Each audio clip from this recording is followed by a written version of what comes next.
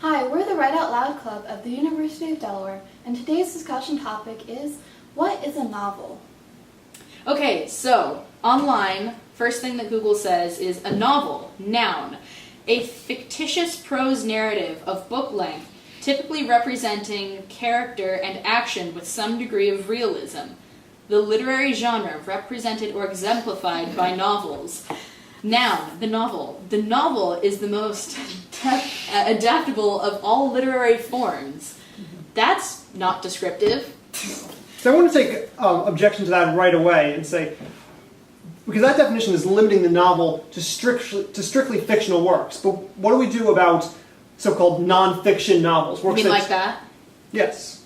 Works that present true events or actual events in a form that appears novel-like and tells the narrative through prose in a novel fashion. Well, that's what this book does. It is an example of someone taking scientific works and summarizing them in a narrative form while having them work throughout history, like saying, the book is The Survival of the Sickest. It says, well, things that we consider disease now might not have been in our ancestors' history. Mm-hmm. And the books flow together, and it is this guy's original research, but this isn't qualified as a novel. It's qualified as a scientific book because you're getting real facts from it. Yeah, I would not call that a novel. If it's nonfiction, I don't think I would call it a novel. Even works like, say, the works of Truman Capote, who's following the life of a real man and presenting it as in a novel-esque format. I would call that a nonfiction narrative. That's a biography. No, but it's not a biography though, because it presents it in the form of a narrative, not in the form of a presentation of facts or events. I would call it a nonfiction narrative, not a novel. And that definition is actually different from the Merriam-Webster definition. Okay. What does Merriam-Webster say? An invented prose narrative that is usually long and complex and deals especially with human experience through a usually connected sequence of events. See, I like that definition mostly because, like, Nella Larsen's Passing, you wouldn't consider that as a novel, it would be like a novella. But, just to bring it up, like, the Hunger Games book, it's like around 300 pages. I would count that as a novel because it is around 300 pages and is, I guess, a long work. Well, so then let's, you've brought up right there the question of what is the length of a novel. Now we're starting to find, so we've said that a novel should be a fictional work, and presumably we're implying that it should be a narrative fictional work. What about graphic novels? I mean that's a whole other question. I was going to say, what about the length of a novel? Because are we saying there's a cutoff where a novel goes from a novel to novella if it's too short, or into short story? I think it's usually considered to be around 60,000 words. 60,000 words. Let's see what the internet has to say.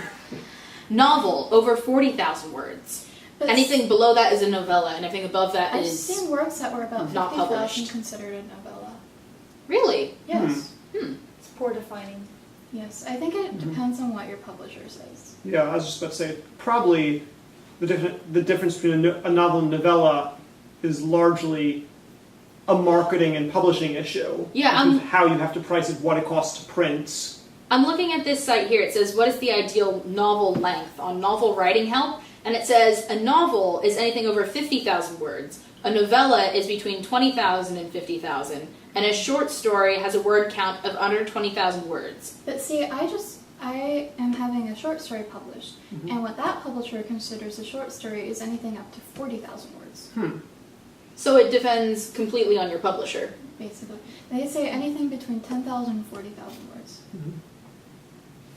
Cool. Seems to make sense. So, okay, I think we can all agree that a novel has to be long, at least usually fictitious, and it has to be in prose, not a poem, so it's not an epic. It's not an epic poem like the Iliad or the Odyssey. But is there anything else that makes it something that's required to be a novel? Because there's a lot of controversy over what is the first novel. What I learned growing up was the first novel was The Tale of Genji by Murasaki Shikibu, which was published in Old Japanese around 1010 AD. But when I went and looked up that fact later, I found that there's a lot of different lengthy prose works that are from earlier than that, and there are some people who say that what Murasaki wrote was not actually a novel, which I've read it. It read to me like a novel. And there are other places that kind of skip the question entirely and say the first European novel was Don Quixote, which that's not what I'm asking here, Google. But Don Quixote, wasn't that written in poetical format? I'm not familiar with Don Quixote. Why don't you look it up? I'm not sure. Okay, well, Shakespeare, according to that definition, isn't a novel, but then those are plays. But with Shakespeare, we don't actually... Usually people don't see Shakespeare as a play. They read it as if it were a novel. So if you're reading a play or a collection of plays as if it were only a book and that's your only exposure to it, would you personally be considering that a novel? I would not, because I think it's still a fundamentally different experience. The format of a play, I think you can have a novel that uses a script format.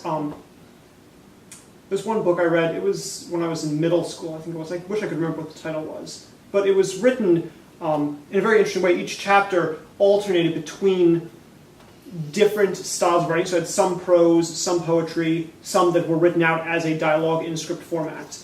So I think that you can use script format as part of a novel or as a format for a novel. But I think if you are reading a play, you're still processing it as a dramatic work. Yeah, I have a book personally, and I forget the name of the writer, but he wrote The Cherry Orchard and the play similar to that. And I didn't read it as this is a novel, this is a book with a series of plays in it. Same, I would read the same with a series of Shakespeare plays. It would be this is a book with a series of plays.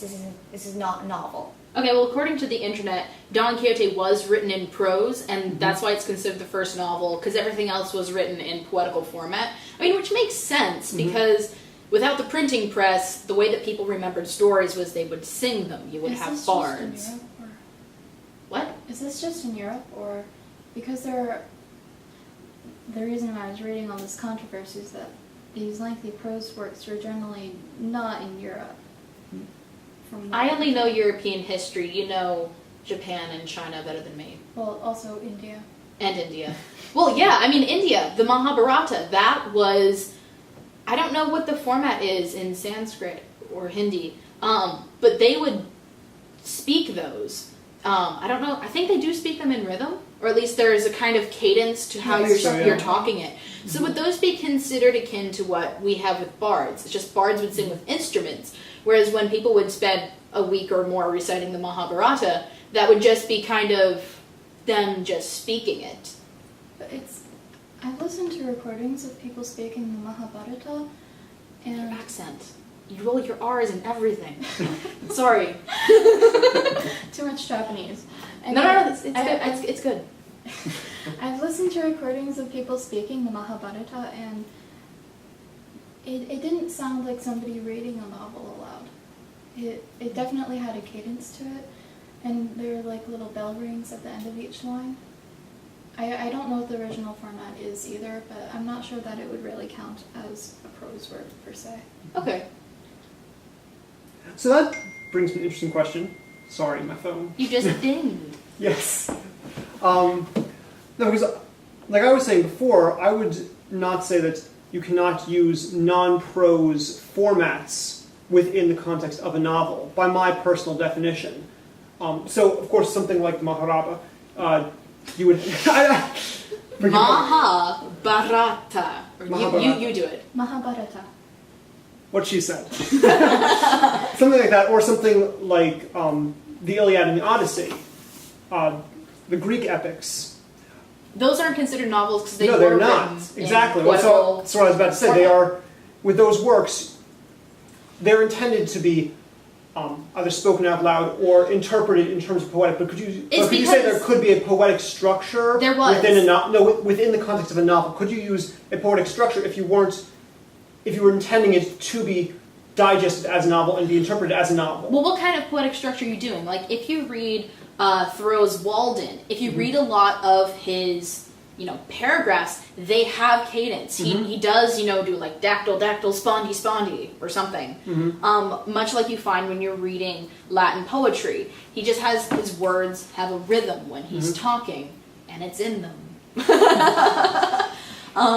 But because he put it into a paragraph, that's not considered poetry. But if you separate the sentences out, it would read like poetry. Which is funny, because he was actually a horrible poet. I've read some of his stuff. It was terrible. Most of the Enlightenist people were the Transcendentalists. What was that movement in America? Thoreau, Emerson, Alcott. Quick, I'm Google. drawing a blank. Sorry. Oh, you're horrible. Okay, quick question to interrupt. It's an epic poem. Sorry. The Mahabharata is an epic poem. Okay. Okay.